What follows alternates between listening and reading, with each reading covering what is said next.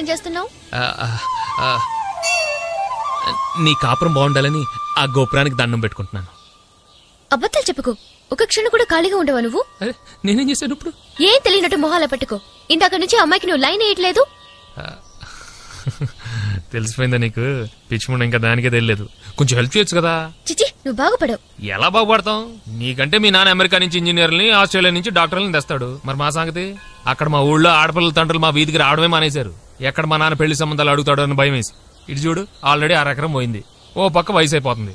మా టెన్షన్ మాకుంటాయమ్మా. ఏంటి చూస్తున్నావు? చే, అయినా నాకు తెలియక అడుగుతాను. నేనెవరినో చూస్తుంటే నీకంటే ప్రాబ్లం ఏంటి?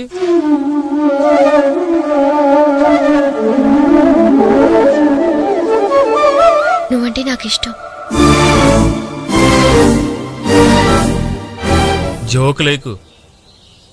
ఏరా, నీకోసారి చెప్తే అర్థం కదా? నువ్వు నాకు నచ్చావు. వేరే అమ్మాయిని ఎవరైనా చూసావనుకో, చంపేస్తాను. అండర్స్టాండ్?